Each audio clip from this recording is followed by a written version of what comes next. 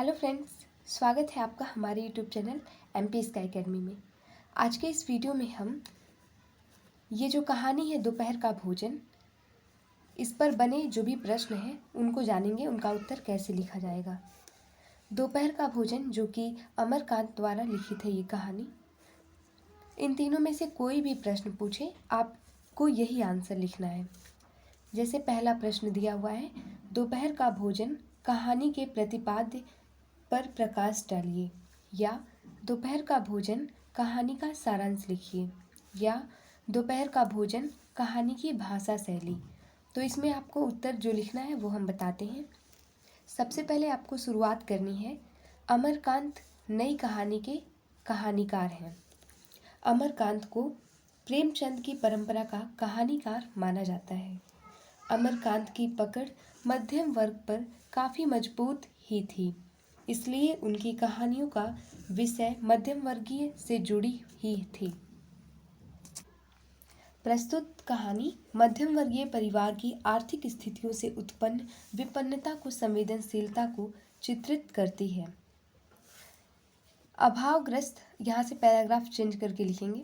अभावग्रस्त परिवार की यह कहानी अपने में पूरे परिवेश के आर्थिक संदर्भ को समेटे हुए है। कहानी की प्रमुख पात्र सिद्धेश्वरी पूरे परिवार को दोपहर का भोजन खिलाकर जब स्वयं खाने के लिए बैठती है तो उसके पास केवल एक रोटी शेष रह जाती है। बढ़ती हुई परिवार की आवश्यकताओं, अच्छी नौकरी के अभाव में घर का आर्थिक ढांचा दिन प्रतिदिन दुर्बल होता जा रहा है। दोपहर का भोजन इन्हीं आर्थिक परिस्थितियों से जूझते परिवार की व्यथा कथा है। सिद्धेश्वरी जो इस कहानी की केंद्रीय पात्र है, वह भारतीय नारी की संघर्षरत स्थिति के प्रतीक के रूप में उपस्थित है। जहाँ वह एक ममतामयी माँ है, वहीं वह पति तथा बेटों के बीच संतुलन स्थापित करने वाली सेतु भी है। कहानी की मूल संवेदना उस समय चरम पर पहुंच जाती है जब सिद्धेश्वरी अचानक बीमार पड़े प्रमोद को देखकर एक जली रोटी में से आधी उसके लिए रख देती है। भाषा शैली शिल्प का प्राण तत्व है।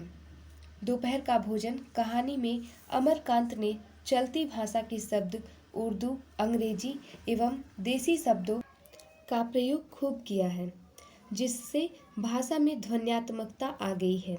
अमरकांत जी की भाषा शैली आम बोलचाल से जुड़ी हुई है, जिसके कारण ही वह महत्वपूर्ण है, बल्कि साहित्यिक समीक्षा के प्रतिमानों पर भी खरी उतरी है।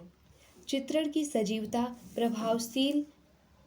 प्रभावशाली संवाद योजना, जीवन बिंबों की उपस्थिति, कोमल हास्य का पुट, तीखे व्यंग्यों की धार, वाक्य विन्यास की चुस्ती जैसे गुण अमरकांत जी की भाषा शैली के रचनात्मक तत्व हैं।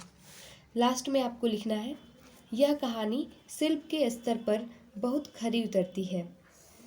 इस प्रकार स्पष्ट है कि दोपहर का भोजन कहानी का कथ्य एवं भाषा शैली को पाठक समुचित ढंग से संप्रेषित करने में सफल रहा है।